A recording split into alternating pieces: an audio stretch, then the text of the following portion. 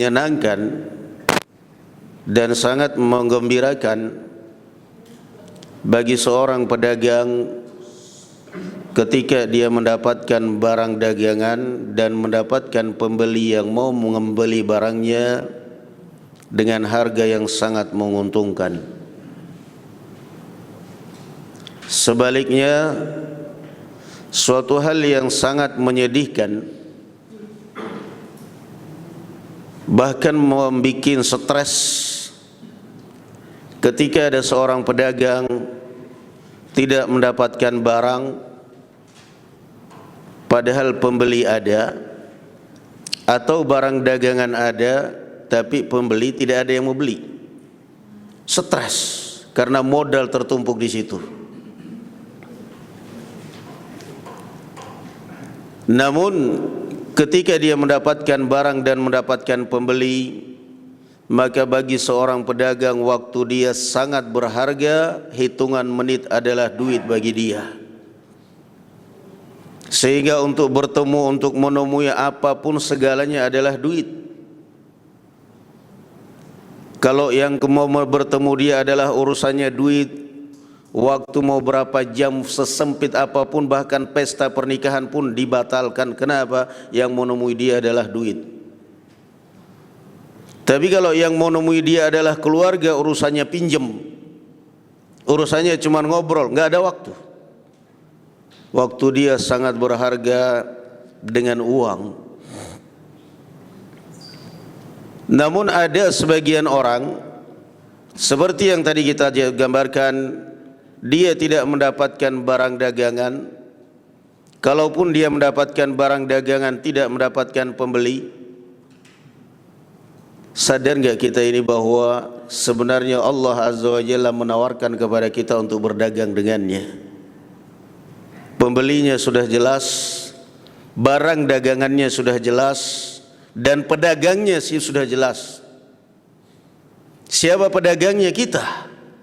Siapa pembelinya? Allah Subhanahu wa taala. Berapa keuntungannya? Keuntungannya kata Allah Azza wa Jalla, "Man dzal ladzi yuqridullaha qardan hasanan fayudha'ifahu lahu wa lahu ajrun karim." Wa lahu ajrun karim. Keuntungannya jelas berlipat. Allah Azza wa Jalla mengatakan, dan siapa yang mau menggadaikan waktunya, yang mau menggadaikan umurnya, yang mau menggadaikan hartanya, yang mau menggadaikan barakallahu fikum hidupnya karena kepada Allah Azza wa Jalla, maka saya akan memberikan keuntungan berlipat-lipat ganda kepada dia. Gadaikan waktu kita, gadaikan umur kita kepada Allah Subhanahu wa taala.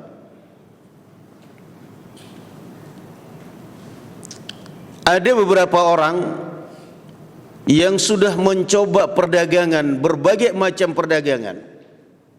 Dagang ini nggak jalan, keluar modal pindah lagi warung makan nggak jalan, dagang lagi herbal nggak jalan, dagang lagi material nggak jalan, modal habis-habisan. Nggak usah stres, berpikirlah positif. Sepertinya Allah Subhanahu wa taala menginginkan saya harus berdagang dengannya. Mungkin saya nggak pantas jadi pedagang dunia, saya kayaknya lebih pantas pedagang akhirat. Mending saya rajin ta'lim aja, saya rajin sholat aja, saya rajin ibadah, saya jaga sholat malam. Sudah berapa perdagangan yang saya coba? Sudah berapa modal yang saya keluarkan untuk mencoba membangkit merubah nasib saya dari terpuruk menjadi yang lebih baik, dari miskin menjadi kaya. Namun ternyata Allah Azza wa Jalla mungkin menginginkan saya ini sebagai pedagang akhirat. Kayaknya lebih baik saya mendekatkan diri kepada Allah Subhanahu wa taala. Pembelinya sudah jelas, barang dagangannya sudah jelas, keuntungannya sudah jelas. Berpikirlah positif, jangan stres sampai gantung diri, sampai bunuh diri, sampai gila, jalan di jalan sampai lepas pakaian. Kenapa? Gila. Kenapa gila? Kalah judi. Kenapa gila? Barang dagangannya bangkrut. Kenapa? Dagangannya duitnya habis semua. Tidak perlu gila, tidak perlu stres. Ambillah positifnya, bahwasanya Allah Subhanahu wa taala tidak akan pernah menginginkan kepada kita kecuali kebaikan. Rupanya Allah Subhanahu wa taala Maha tahu niat saya, tahu bagaimana kondisi istri saya. Sekarang masih miskinnya aja sudah nginjak-nginjak saya sebagai suami, gimana kalau dia kaya? Positif selalu kepada Allah Azza wa Jalla. Tahu Allah Azza wa Jalla, tahu kondisi anak-anakmu. Sekarang anak-anakmu masih merintis bisnis saja sudah kelihatan watak sombongnya, sudah kelihatan watak angkuhnya. Bagaimana kalau bapaknya jadi pejabat, bagaimana kalau bapaknya jadi tajir melintir, dibeliin motor Ninja, dibeliin mobil Mercy, dibeliin macam-macam, apa enggak tambah angkuh, enggak tambah sombong? Kamu baik. Ya Allah, apa yang salah ya Allah? Saya orang baik. Kenapa saya dagang ini gagal lagi ya Allah? Apa yang salah dengan diriku ya Allah? Kenapa susah banget untuk membangun ekonomi saya ini ya Allah? Allah Azza wa Jalla tidak akan pernah menjawab curhatan dan keluhan kamu. Kamu salahnya di sini enggak, tapi coba periksa dalam keluarga kamu. Coba periksa wataknya istrimu. Coba periksa wataknya anak-anakmu. Rupanya masih miskin aja sudah kelihatan wataknya, sudah terbaca itu wataknya istrimu. Masih miskin aja sudah di hadapan tetangga sudah berani tolak pinggang. Lu berani sama gua? Lu mau apa lo? Hah? Bu, kita bukan orang kaya bu, kita bukan siapa-siapa bu. Ibu sadar itu yang ibu hadapi itu tetangga kita. Rasulullah perintahkan kalau anda beriman kepada Allah berbuat baik pada tetangga. Saya nggak peduli. Jangan mentang-mentang orang miskin saya dihina. Jangan mentang-mentang, bu sabar bu, kamu orang agamis. Memang kalau orang agamis harus sabar. Nah, lihat, aduh, istri saya masih segini aja ekonomi kita sudah nggak bisa dikendalikan. Gimana kalau ekonomi saya naik? Gimana kalau istri saya ini di tangannya gelang semua, emas semua? Gimana istri saya kalau di lehernya kalung emas? Masih kalung yang 10 ribu di pasar sana itu beli. Masih kalung yang 10 ribu beli di pasar yang dadakan itu hari Ahad itu. Gelang yang 2.500 gelang plastik, cuman warnanya kuning kelihatan emas. Paling tidak mending lah. Masih gelangnya segini aja sudah segini kelakuannya, wataknya istri saya ini. Gayanya sudah setinggi langit. Motor masih kredit aja belum lunas, itu pun second. Jalan rasanya udah paling kaya di dalam kampung. Gimana kalau Allah Subhanahu wa taala membukakan ekonomi saya lebih dari ini? Masih miskin ini aja sudah berani sekali ngelawan suaminya, sudah nggak menghargai suaminya. Gimana kalau saya kaya? Maka sekali lagi jangan pernah stres.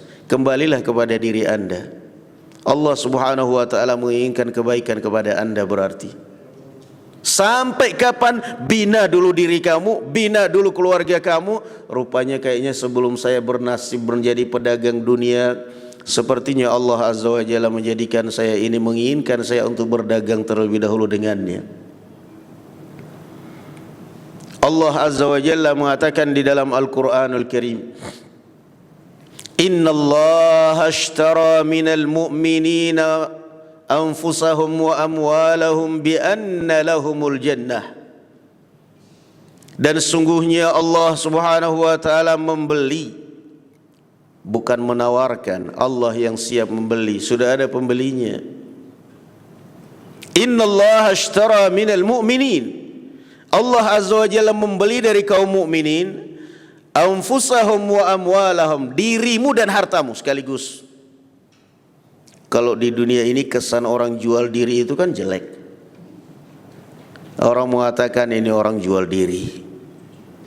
Kerjaannya apa mbak? Jual diri. Itu kan jelek, negatif orang. Tetapi kalau dengan Allah Subhanahu wa taala, kita semua kaum mukmin ini jual diri. Kalau seandainya barakallahu fikum nyawa dipertaruhkan demi untuk membela agama, kita akan pertaruhkan. Itulah yang dinamakan jual diri. Ishtara minal mu'minin. Allah Azza wa Jalla memberi kaum mukminin bukan hanya hartamu yang dibeli, bukan hanya waktumu yang dibeli, bukan hanya anakmu yang dibeli, semuanya termasuk diri kamu pun kamu perjualbelikan dengan Allah Subhanahu wa taala. Qul inna salati wa nusuki wa mahyaya wa mamati lillahi rabbil alamin. Kalau kita renungkan ayat ini, barakallahu fikum, ma'asyiral muslimin wal muslimat, siapa di antara kita yang tidak tersentuh hatinya? Apa sudah benar kita nerapkan dalam kehidupan kita? Qul inna salati, saya peruntukkan salatku ini untuk Allah, bukan untuk kerjaan saya. Saya salat supaya dilihat oleh bos. Nanti kalau dilihat oleh bos saya rajin salat, mudah-mudahan gajinya dinaikkan, pangkatnya dinaikkan. Qul inna salati wa nusuki, pengorbananku, korbanku, wa mahyaya, hidupku, wa mamati, dan matiku, lillahi rabbil alamin, semua untuk Allah Subhanahu wa taala. Ini kan tamparan sekaligus teguran dari Allah Subhanahu wa taala. Sudahkah mampu merubah kehidupan kita sistem seperti ini? Bahwa hidup kita sampai matinya kita semuanya lillahi ta'ala. Kita bekerja semuanya lillahi ta'ala. Kita berdagang semuanya lillahi ta'ala. Ya Allah, jadikanlah perdaganganku ini perdagangan yang berkah, yang membawa keberkahan kepada anak-anak saya, yang menjadikan anak-anak saya dengan harta perdagangan saya ini menjadi anak-anak yang saleh, anak-anak yang baik. Jangan menjadi orang tua yang bodoh. Apa orang tua yang bodoh? Tidak peduli anaknya mau baik, mau jahat, mau sombong, yang penting pokoknya saya manjakan dengan harta. Itu orang tua yang bodoh. Menguras tenaga, menguras waktu semuanya, bahkan siang malam, pagi kerja sampai pagi lagi, pagi kerja sampai pagi, semuanya demi anak istri, demi anak istri, demi anak istri. Berfikirlah Anda wahai orang tua, maukah anakmu kelak begitu kamu tua memperlakukan kamu seperti itu? Mereka bekerja demi ayah ibu, bekerja demi ayah ibu? Tidak. Maka jangan jadi orang tua yang bodoh. Orang tua kadang-kadang sampai tidak sholat. Yang dikejar apa? Dagangan demi anak, demi istri, demi anak, demi istri. Enggak sholat. Apa kamu nanti di akhirat kita beralasan ketika diazab di dalam kubur, ketika diazab dalam neraka, ya Allah, saya tidak sholat demi anak istriku, ya Allah. Saya bekerja, saya jualan, saya menjabat, saya terima gajian demi anak istriku, ya Allah, kenapa saya yang disiksa? Enggak bisa. Farrajulu ra'in fi ahli baiti. Anda alasannya demi anak istri, kamu adalah pemimpinnya. Anak istrimu itu adalah masyarakatmu. Kalau kamu tidak bisa menundukkan rakyatmu, kalau kamu tidak bisa mengatur rakyatmu, kenapa kamu manjakan mereka dan kamu biarkan mereka dalam kemaksiatan? Banyak orang yang seperti itu. Enggak peduli anaknya mau sholat, mau apa, enggak peduli anaknya sombong. Yang lain sekolah MA, SMA, pakai sepeda, ya banter-banternya pakai motor yang second yang 6 juta, 7 juta, 8 juta, paling banter 15 juta lah. Dia gaya, kamu kan anaknya orang kaya, pakai itu mobil Robicom, pakai itu Ninja. Padahal sebagai orang tua yang bijak dan pintar semestinya sudah tahu karakter anaknya. Pakai sepeda. Malulah Pak, masa saya anaknya pegawai pajak, masa saya anaknya pengusaha pakai sepeda? Enggak ada, pakai sepeda. Kalau enggak Grab. Malu gengsi? Enggak ada gengsi. Saya bapakmu ini bekerja dari nol, enggak ada gengsinya kamu kerja sana. Kamu mau niru bapakmu? Kalau enggak. Saya enggak memanjakan, saya enggak merusak kamu. Kadang-kadang orang tua ngerusak anaknya tanpa dia sadari. Anaknya dimanjakan, dibiarkan dengan karakter congkaknya. Sampai di sekolah orang nonton dia dengan motor ninjanya, dielus aja nggak boleh. Jangan kotor, jangan. Pulang-pulang cerita sama orang tuanya, Pak, Bu, tadi di sekolah Pak, saya dinonton semua teman-teman saya pakai. Iya nggak salah dong, kamu kan anaknya pengusaha. Orang tua yang bodoh seperti ini. Orang tua yang nggak tahu kemaslahatan anaknya, orang tua yang nggak tahu kebaikan anaknya, masih saja mau mengorbankan umurmu demi anak sementara anaknya seperti ini. Rugi dan bodoh kita. Rugi dan bodoh. Kenapa? Nanti jangan kemudian berapa tahun kemudian nangis di hadapan ustadz. Ayo Allah, ustadz minta nasihat, anak saya begini, anak saya begini. Maaf Pak, yang namanya anak itu yang didik orang tua, bukan ustadz. Saya pondokkan dengan harapan berubah, ternyata nggak berubah ustadz. Bagaimana mau berubah? Kamu mondokkan sudah terbentuk karakternya, udah rusak. Biasa dimanjakan orang tuanya dengan harta, dibiarkan dengan gaya sombongnya. Setelah anaknya sudah rusak baru dipondokkan. Minta memang anakmu ini motor atau mobil Pak, giliran sudah rusak baru dimasukin bengkel. Salah Anda mendidik anak. Rasulullah SAW mengatakan, "Allimu auladakumus salata wa huwa ablau sab'in." Bentuk karakter anakmu itu dengan cinta salat umur 7 tahun. Salat. Kamu dengar dari anakmu al-lagak menghinakan orang masjid, merendahkan orang miskin, tegur dari awal, tidak boleh nak. Kamu miskin, mereka miskin, kamu kaya, kamu lebih kaya dari mereka. Iya, jelas lebih kaya dari mereka dong. Boleh, kita lebih kaya dari mereka, tapi ingat itu pemberian Allah Subhanahu wa ta'ala. Lagak congkak, lagak sombong dari awal dipangkas dari anak-anakmu. Innallaha ashtara minal mu'minin. Kita ini jual beli dengan Allah Subhanahu wa ta'ala. Maka sampai kapan banyak orang tua yang kerja sampai hitam, mohon maaf, sampai kadang-kadang bangunan hitam mukanya semuanya. Padahal kalau dia merasa, ya Allah, untuk apa saya banting tulang kerja seperti ini ya? Istri saya aja ngelihat muka saya sudah nggak mau, udah nggak senang, udah nggak doyan. Dulu waktu pengantin baru iya, muka saya putih bersih, kelihatan tampan ganteng. Sekarang setelah nikah saya banting tulang kerja di terik matahari, sudah hitam, sudah ini. Kata istri saya, kamu kok sudah tua kelihatannya? Kamu kok kayak udah hitam? Kamu kok kayak udah begini? Kamu kok...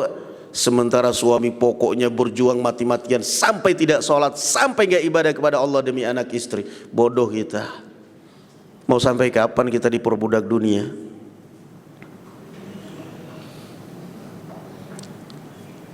Dunia enggak bakal kita dapatkan. Dalam athar Abu Sa'id Al-Khudri radhiyallahu anhu arda, sebagian ulama mengatakan bahwa ini adalah hadis marfu' dan ini dimuat oleh Al-Imam Al-Allamah Al-Mujaddid Muhammad Ibn Abdul Wahhab dalam kitab beliau Kitabut Tauhid, bahwasanya beliau mengatakan, inna min dha'fil yakin an turdiyan nasa bi sakhatillah. Termasuk lemahnya imanmu, termasuk menunjukkan bahwa kamu adalah orang yang sangat lemah imannya, engkau mencari ridha manusia dengan murka Allah Azza wa Jalla. Yang penting anakmu senang, yang penting istrimu senang, kamu enggak salat pun enggak apa-apa.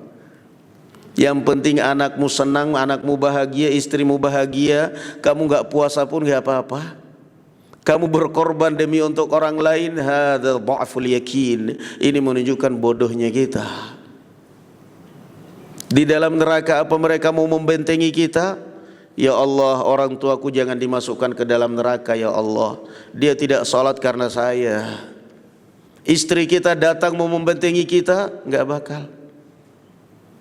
Tidak bakal.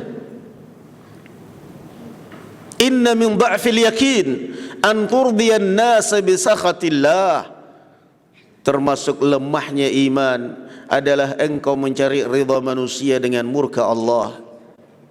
Wa an tahmadahum ala rizqillah, dan engkau memuji manusia karena suatu pemberian yang sebenarnya itu adalah datangnya dari Allah Azza wa Jalla. Wa antadhummahum ala ma lam yu'tikallah, dan engkau mencela orang hanya karena rezeki yang Allah tidak berikan kepadamu. Lemah imanmu berarti kamu marah kepada orang, kamu mencela manusia, kamu katakan orang ini bakhil hanya karena dia tidak memberikan kamu. Padahal sebenarnya kalau dipikir-fikir ya kurang lebih Orang kadang-kadang kan santai aja mengatakan ini orang pelitnya luar biasa. Emang kenapa pelit? Dia nggak pernah ngasih apa-apa, padahal orang kaya loh. Yang lain pada nyumbang, yang lain pada ngasih, dia sendiri nggak pernah ngasih. Memang ini orang pelit. Coba kamu balik tanya kepada orang yang ngomong begitu, lah kamu sendiri pernah ngasih apa? Enggak juga. Bedanya apa kalau begitu? Sesama orang pelit dilarang saling mendahului. Memang paling enak ngomentarin orang. Wa anta dhummahum, kata beliau Abu Sa'id Al-Khudri radhiyallahu anhu, wa anta dhummahum, dan engkau mencela orang hanya karena sesuatu yang tidak engkau dapatkan dari orang tersebut. Padahal sebenarnya kalau kita kembalikan kepada keimanan kita kepada takdir, berarti belum rezekinya. Tapi kan orang kadang-kadang lain, giliran bagi-bagi THR yang lain dikasih, dia sendiri nggak dikasih. Padahal tiap hari setoran muka 10 hari terakhir bulan Ramadan, giliran nggak dikasih ngamuk di belakang. Padahal sebenarnya kalau dia positif kepada Allah Azza wa Jal, alhamdulillah. Saya nggak dikasih berarti saya dianggap orang kaya. Mudah-mudahan saya jadi orang kaya benaran. Itu kan namanya positif kepada Allah Azza wa Jalla. Tapi kata beliau, wa anta dhummahum, termasuk lemahnya iman adalah engkau mencela manusia karena sesuatu yang tidak engkau dapatkan dari orang tersebut. Dha'ful yakin. Maka ma'asyiral muslimin wal muslimat, jadilah kita ini pedagang yang menjual barang, yang menjual waktunya, yang menjual diri sendiri, yang menjual barang dagangan, yang menjual kepada Allah Subhanahu wa taala. Apa yang kita jual kepada Allah? Perhatikan, Allah Azza wa Jalla mengatakan dalam surat Fatir, dalam Al-Qur'anul Karim surat Fatir, kata Allah Azza wa Jalla, innal ladzina yatluna kitaballah wa aqamus salah wa anfaqu mimma razaqnahum sirran wa alaniyatan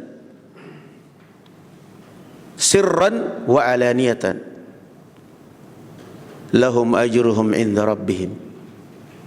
Dan sungguhnya orang-orang yang membaca kitabullah, itulah perdagangan kita dengan Allah Subhanahu wa taala.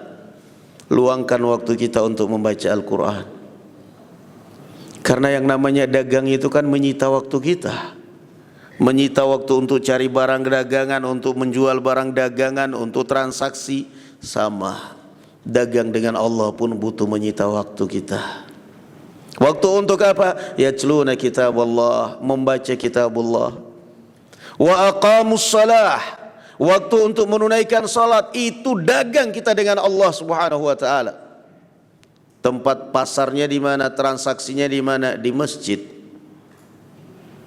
Kita sekarang masuk masjid, inilah pasar untuk berdagangannya kita dengan Allah Subhanahu wa taala. Khairul biqa, tempat yang paling baik. Wa aqamus shalah wa anfaqu mimma razaqnahum sirran wa alaniyah, dan mereka menginfakkan dari sebagian yang kami rezekikan kepada mereka secara diam-diam ataupun secara terang-terangan. Secara sembunyi-sembunyi dia infak, secara terang-terangan dia infak, supaya orang juga termotivasi. Kadang-kadang lebih afdal kita berinfak secara terang-terangan. Kenapa? Kita sedang berinfak di tengah-tengah komunitas orang yang pelit. Jangan ustadz hanya sekedar panitia aja, tapi paling tidak dia harus memulai. Ayo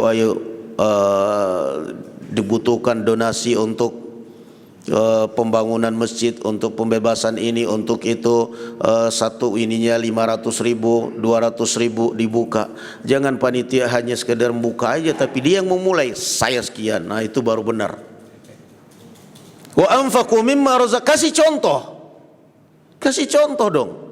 Al-Imam Ibnul Jauzi rahimahullahu taala banyak yang menyarankan di zamannya untuk khutbah keutamaan memerdekakan budak. Tapi dia tidak mau memanjurkan orang lain sementara dia sendiri nggak mengerjakan. Maka dia bersabar sampai Allah memberikan rezeki, dia beli budak. Kemudian ketika disitulah dia baru menerima boleh berbicara khutbah tentang keutamaan memerdekakan budak.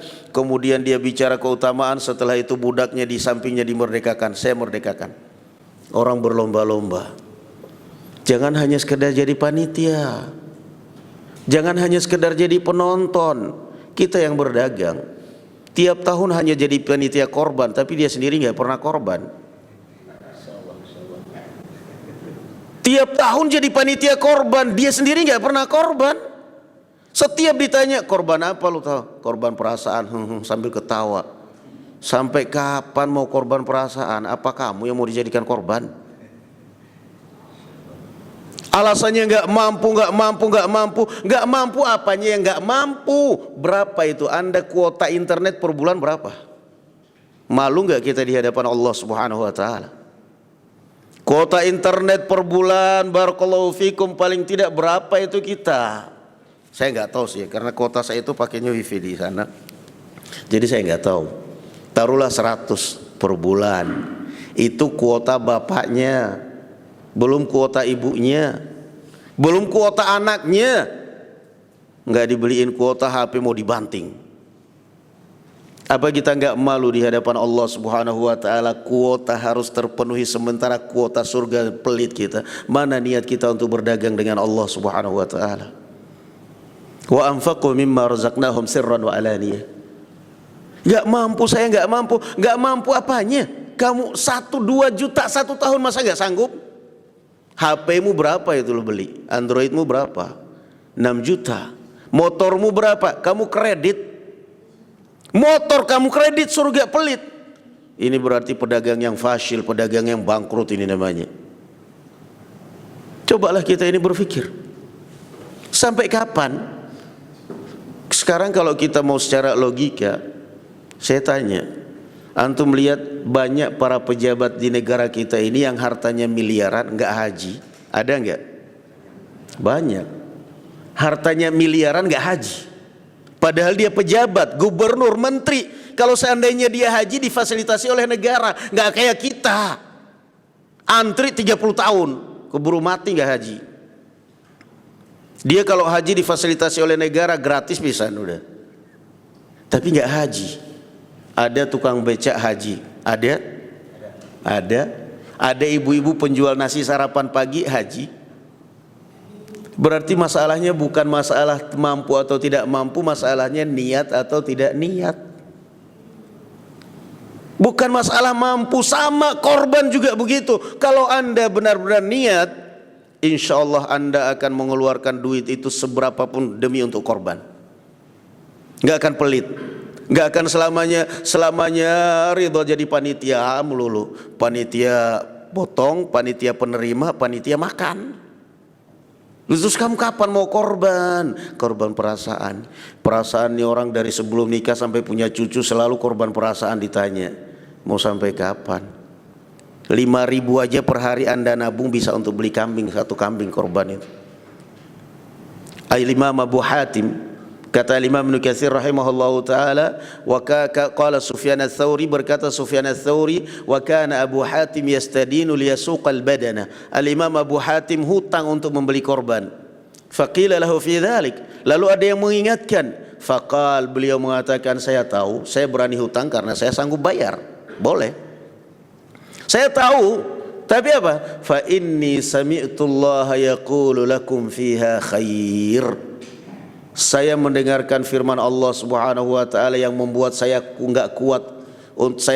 Pokoknya saya harus beli korban karena saya mendengarkan firman Allah Subhanahu wa taala, wal budna ja'alnaha lakum min sya'irillahi lakum fiha khair, dan hewan korban kami jadikan sebagai syiar Allah pada kalian yang akan membawa kebaikan dalam hidup kalian. Kata Ibnu Abbas radhiyallahu anhu arda, khairan fid dunya wa thawaban fil akhirah. Kebaikan dalam urusan duniamu, kebaikan pada hartamu, kebaikan pada umurmu, kebaikan pada keluargamu, kebaikan dalam segala aspek kehidupan kamu, dan belum lagi pahalanya di akhirat. Abu Hatim pas jatuh hari raya Idul Adha tidak punya uang, nggak punya ini, hutang. Kenapa? Saya tahu masalah hutang hukumnya, saya tahu, tapi saya tidak mau kalian mendapatkan kebaikan saya nggak dapat. Allah Azza wa Jalla mengatakan lakum fiha khair. Maka jangan selamanya mau jadi panitia melulu tapi nggak pernah korban. Korban, bismillah, beli itu kambing. Rekening saya cuma 5 juta, 5 juta beli kambing. Karena biasanya barakallahu fikum, Allah Subhanahu wa taala ada aja caranya. Kalau kita ini pelit dengan haknya Allah Subhanahu wa taala, harta yang tadi rekening 5 juta kita eman-eman untuk korban. Saya punya uang 5 juta eman-eman untuk korban. Korban apa HP, korban apa HP. Nggak jadi akhirnya, ditabung lagi, direkeningkan lagi. Biasanya ada aja cara Allah mengambil harta itu dari kita tanpa ridha dari kita. Mau beli kambing korban eman-eman, begitu selesai korban semuanya udah selesai hari tasyrik, entah itu anaknya celakaan, entah itu sakit, keluar duit lebih dari itu, habis, nangis. Ada kan? Sering itu.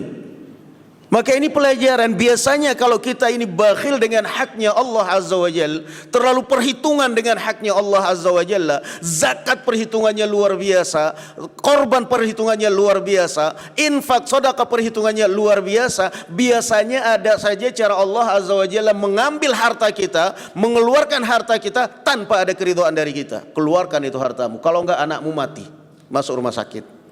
Keluarkan itu hartamu, kalau enggak istrimu mati, istrimu sakit. Maka sebelum terjadi itu semua, kata Allah Azza wa Jalla, lakum fiha khair, korban itu akan membawa kebaikan pada kalian. Ini ma'asyiral muslimin. Wa anfaqu mimma razaqnahum, berinfak, lapang dada mengeluarkan harta lillahi ta'ala. Dan sebaliknya, apa yang kita keluarkan demi Allah Subhanahu wa ta'ala, Allah akan pasti gantikan dengan yang lebih baik. Terakhir, barakallahu fikum, antum simak dalam Al-Quranul Karim. Ya ayyuhalladzina amanu, wahai orang-orang yang beriman, hal adullukum ala tijaratin tunjikum min adzabin alim. Maukah aku tunjukkan kepada kalian perdagangan yang dapat harganya adalah surga, yang dapat menyelamatkan kalian dari azab neraka jahanam? Jawabannya sebagai orang yang beriman, mau ya Allah. Apa kata Allah Azza wa Jalla? Tu'minuna billahi wa rasulih.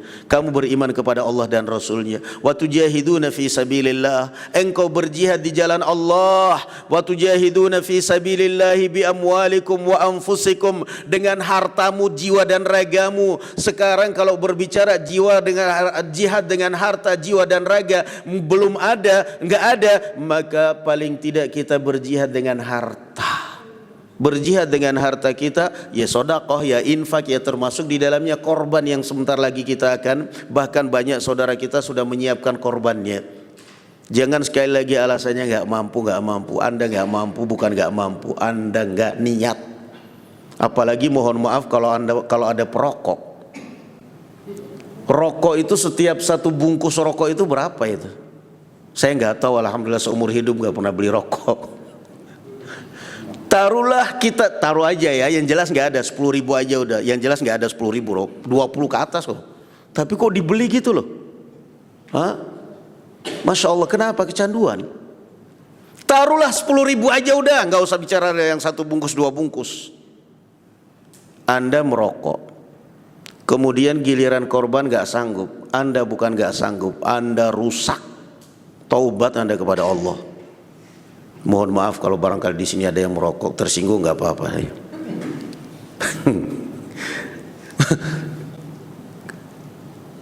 Rokok tiap hari dia beli, giliran korban nggak sanggup, Anda malu kepada Allah Subhanahu wa taala. Untuk apa itu rokokmu? Anda bukannya tidak mampu, Anda tidak niat dan Anda rusak. Coba kalau diazamkan mulai dari sekarang, ya Allah, saya akan taubat meninggalkan rokokku ini, dan mulai sekarang uang yang untuk rokok saya akan tabung untuk beli daging korban, untuk beli kambing korban. Insya Allah Allah akan menolong Anda. Bantu aku ya Allah. Tu'minuna billah wa tujahiduna fi sabilillah. Engkau berjihad di jalan Allah, belum ada jihad dengan jiwa dan raga, dengan harta. Keluarkan itu hartamu untuk Allah Subhanahu wa taala. Betapa banyak orang yang susah hidupnya karena dosa dan maksiat. Istri dan anaknya percaya keluar dari rumah untuk mencari nafkah, merantau di kota untuk mencari nafkah, ternyata hidupnya hanya di pinggir rel kereta, di pinggir stasiun, di mana-mana. Apa yang dia kerjakan? Pulang-pulang 1 pekan kemudian dia hanya bawa air mata di hadapan anak dan istrinya. Bu, saya nggak bisa beli beras, saya cuma dapat sekian aja, saya nggak bisa, mohon maaf ya Bu. Istrinya juga ikut meneteskan air mata padahal dia zalim kepada istri dan anaknya. Kenapa? Dia bukannya tidak dapat duit rokok dia beli. Dapat duit rokok nonstop, malamnya apa? Togel. Gimana mau bahagia hidupmu? Ibadah sudah nggak ibadah, campur dengan maksiat, ya wajar saja hidup kita tidak diopeni oleh Allah. Maka jadilah seorang pedagang yang selalu transaksi dengan Allah Subhanahu wa taala. Buka hari kita, barakallahu fikum. Kata Rasulullah sallallahu alaihi wa ala alihi wasallam, yusbihu kullu insan fabai'un nafsahu famu'tiquha aw mubiquha. Setiap pagi manusia ini, kata Rasulullah sallallahu alaihi wasallam, menjual dirinya. Tiap pagi kita ini jual diri, tapi kepada Allah Subhanahu wa taala. Fabai'un nafsah, jual dirinya. Famu'tiquha aw mubiquha, ada yang menjual dirinya kepada Allah Subhanahu wa taala, dimulai harinya dengan salat subuh, bahkan dimulai sebelum salat subuh dengan salat malam. Mu'tiquha, dia menjual dirinya dengan harga surga bebas dari neraka. Au mubiquha, atau menjual dirinya kepada Allah Subhanahu wa taala dengan harga neraka jahanam, maka dia membinasakan dirinya, wal iyadzu billah. Setiap pagi kita ini bangun, jual, kita ini transaksi. Semua manusia.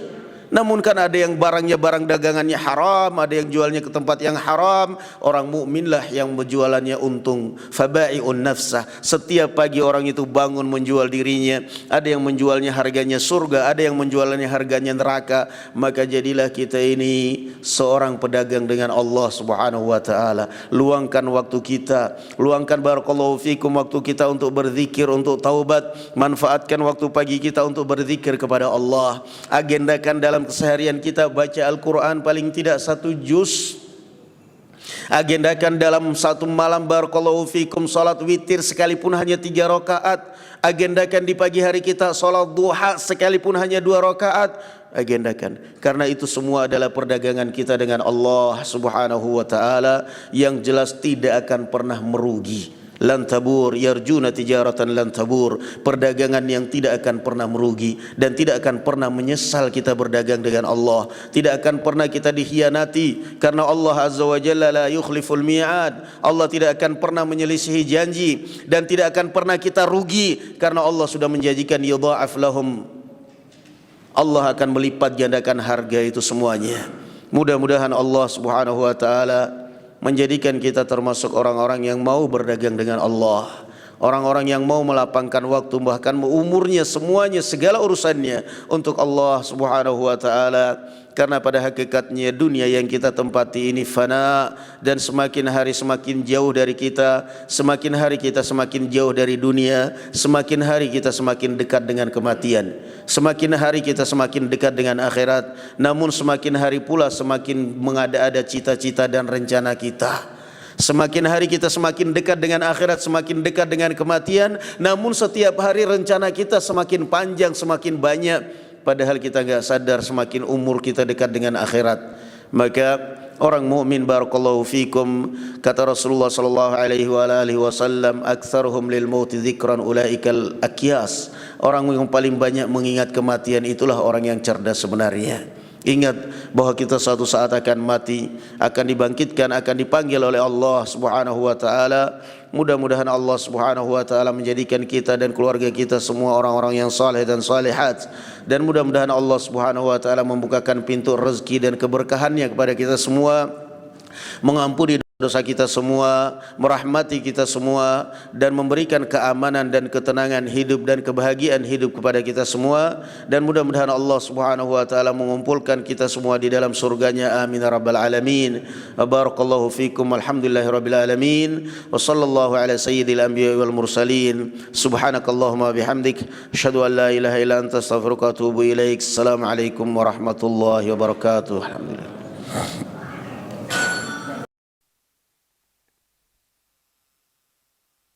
Katakan, man dzalladzi yuqridullaha qardan hasanan yudha'afu lahu wa lahu ajrun karim. Barang siapa yang meminjamkan kepada Allah, maka Allah akan melipat gandakan pahalanya dan berikan pahala yang mulia. Artinya ayat ini adalah menjelaskan tentang sistem perdagangan kita dengan Allah Subhanahu wa taala. Kalau sistem dagangnya kita di dunia ini kan yang paling senang orang itu cash. Makanya orang kenapa banyak mengejar perdagangan dunia, itu pun perdagangan yang cash. Kenapa? Barang keluar, duit ada, alhamdulillah. Barang saya habis, duitnya ada. Itulah dunia. Tapi kalau Allah Azza wa Jalla serba angsur, serba kredit. Sekarang kita sholat subuh, apa kemudian habis sholat kita langsung lihat pahala? Allah langsung turun bagi-bagi pahala, kan enggak? Enggak langsung. Tapi kita ini udah berdagang ini. Saya udah jual waktu saya untuk sholat subuh ya Allah. Saya sudah jual waktu saya untuk duduk di majelis ta'lim ya Allah. Allah sudah catat. Ya udah, ini utang saya, kata Allah Azza wa Jalla. Ntar nanti di akhirat saya kasih pahalanya. Jadi semua Allah Azza wa Jalla mengatakan man dzalladzi yuqridullah. Sistem jual belinya kita dengan Allah Azza wa Jalla itu bayarnya nanti. Kita korban. Kita korban. Jangan kemudian berpikiran kemarin perasaan akan digantikan, kata Ustadz. Sesuatu yang kita keluarkan untuk Allah itu Allah pasti akan gantikan. Nyatanya saya sudah keluarkan uang 2 juta untuk beli kambing, sekarang juga belum tergantikan, udah 1 bulan lebih. Duit saya nggak kembali-kembali 2 juta, gimana? Lah Anda ikhlas nggak? Kalau Anda tidak ikhlas, rugi dunia akhirat. Sudah uangnya nggak kembali, pahalanya nggak tercatat. Rugi dunia akhirat. Lah Allah kan janjinya itu apa? Janjinya itu Allah Azza wa Jalla man dzalladzi yuqridullah. Anda sekarang sudah berdagang, Anda sudah jual kambing Anda kepada saya untuk korban, nanti harganya. Kalau mau ingin cepat-cepat transaksinya kamu cepat-cepat dibayar oleh Allah, ya setelah korbanmu kamu sembelih kamu juga mati. Maunya begitu. Kalau korbanmu disembelih kamu langsung mati, Allah bayar nih bayarannya. Kamu pingin mati cepat, kan enggak? Jadi kalau ada orang buktinya sampai sekarang juga belum digantikan. Kata Ustadz kemarin, Pak, pingin cepat digantikan, pingin cepat ketemu pahalanya. Iya jelas pingin, ya udah mati aja Pak sekarang. Nanti kalau mati langsung ketemu itu pahalanya. Ya enggak lah, ya udah sabar. Jadi orang kadang berpikir mana itu gantinya. Itulah sistem dagang kita dengan Allah. Ada orang kadang-kadang makanya sebagian masyarakat kita ini paling gila kalau sudah dikasih apa? Salawat pembuka rezeki. Rame-rame beli salawat pembuka rezeki. Kenapa ini salawat kamu baca sekian akan membukakan rezeki? Nggak sadar kamu itu kena prank. Maksudnya pembuka rezeki bagi yang jualan salawatnya. Lah otomatis kan kalau jamaah beli terbuka nggak rezekinya? 1 lembar berapa? Padahal 1 lembar kertas cuma 250 di fotokopian. Karena ini katanya mahal jadi harus beli 50.000 1 lembar. Salawat pembuka rezeki. Nah, jamaah beli 50.000, 50.000, 50.000, 50.000. Sementara jamaah yang hadir ratusan. Apa enggak pembuka rezeki? Jelas pembuka rezeki, tapi bagi siapa? Bagi yang jualan. Yang beli sampai di rumah kurang ajar, bola balik baca ini tetap aja motor saya nggak lunas-lunas. Kamu kena prank Pak. Maksudnya kena prank lah tadi kan maksudnya salawat pembuka rezeki itu maksudnya pembuka rezeki bagi yang jualan salawatnya. Dan dia rezekinya udah banyak tadi 100 kali 50.000, lumayan loh. Pulang-pulang lumayan bawa duit banyak. Jadi orang itulah sistemnya kita. Sehingga masyarakat katanya kalau banyak-banyak istighfar rezekinya lancar. Akhirnya diamalkan istighfar siang malam. Rezekinya nggak lancar-lancar, putus asa. Bu, ingin pahalanya cepat kamu lihat istighfarnya, rezekinya lancar? Iya kan katanya cepat, mati nanti kamu lihat tuh cepat. Kamu mati sekarang. Gimana caranya mati terserah Anda lah. Enggak lah, enggak pingin mati. Ya udah sabar. Karena Allah Azza wa Jalla janjinya itu nanti bayarnya. Kamu sekarang dagang, nabung nanti. Nyicil sekarang kita ini. Nyicil kita. Nah, dengan maka barakallahu fikum, itulah sistem dagang kita dengan Allah Azza wa Jalla. Allah tidak akan pernah memberikan kita cash. Kalaupun pernah, ya jarang. Kadang-kadang misalnya Allah mengatakan apa namanya kita beramal kebaikan, Allah Azza wa Jalla langsung gantikan. Ada orang yang bersedekah, yang berinfak, Allah langsung gantikan. Itu pun jarang. Tapi semuanya sabar, ujian kesabaran. Jadi itulah sistem dagang kita kepada Allah. Jangan pernah berpikir maunya langsung cash kepada Allah Azza wa Jal. Akhirnya rezekinya nggak lancar-lancar, berhenti istighfar. Sudah lama kali nggak istighfar, akhirnya berhenti dia. Ada satu kisah Imam Ahmad bin Hanbal begitu. Dia datang di Madinah. Pada saat itu sampai di Madinah udah malam. Dia pingin numpang tidur di masjid, diusir sama satpamnya. Orang asing nggak boleh di sini. Kita nggak tahu Anda ini orang baik atau orang jahat. Tolonglah saya diberi izin tidur di sini aja, di tempat kakiku ini Bapak. Yang penting saya ada tempat untuk bernaung. Tetap nggak boleh. Diseret oleh keamanan masjid, suruh pergi pokoknya. Di dekat masjid itu ada satu hanut, satu home industry gitu, pabrik roti, dia home industry. Roti, biasa bikin roti. Dia ngelihat ada orang asing diseret gitu ya nggak tega lah, diusir gitu ya nggak tega. Maka dilihat, kalau kamu mau numpang silahkan di gubuk saya ini nggak apa-apa, silahkan Anda tidur di sini. Kata beliau, saya sanggup, saya siap sekali. Begitu dia tidur, beliau memperhatikan ini tuan rumah ini, subhanallah. Dari semenjak dia ngadonin roti, dia bikin itu nggak pernah berhenti istighfar, non stop istighfar terus. Kita bisa nggak itu? Sambil jualan, sambil nyopir, astagfirullahaladzim atubu ilaik, astagfirullahaladzim atubu ilaik. Ada yang malah sambil nyopir dandutan. Begitu kecelakaan, ngantuk katanya. Padahal bukan ngantuk, nyopir sambil joget. Habis nyopir dandutan sampai keluarnya. Gimana kamu bisa ngumpulkan nyopir sambil joget? Pas tikungan lagi joget, lagi asyik gaya, terbang mobilnya. Kenapa celakaan? Malas ngerem katanya. Malas nikung.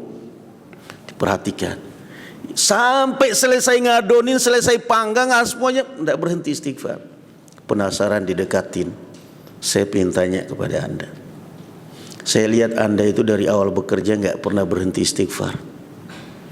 Apa yang keajaiban yang Anda dapatkan dalam hidup Anda semenjak Anda seperti ini? Kata dia, keajaiban saya itu saya rasakan, alhamdulillah selama ini saya rasakan doa saya itu selalu dikabulkan, diijabahi oleh Allah. Kecuali satu doa saya yang belum dikabulkan. Apa doa kamu selama ini? Saya ingin berdoa, saya selalu berdoa ingin ketemu Imam Ahmad bin Hanbal. Belum dikabulkan. Kata Imam Ahmad, ternyata doa kamu yang satunya itu juga Allah sudah kabulkan. Inilah Ahmad bin Hanbal. Datang ke rumah kamu diseret sama satpam. Subhanallah. Jadi kita itu jangan pernah berharap kepada Allah Azza wa Jalla itu langsung cash. Kenapa ya Allah saya sudah begini tapi kok begini aja nasib saya? Jangan. Karena memang Allah Subhanahu wa taala menjanjikan kepada itu kredit nanti bayarnya di akhirat. Kalau kamu ingin beramal cepat-cepat dibayar oleh Allah, ya langsung mati aja. Nah, Pak, Bapak ingin beramal langsung dibayar oleh Allah. Iya, sana ke Palestina aja sana.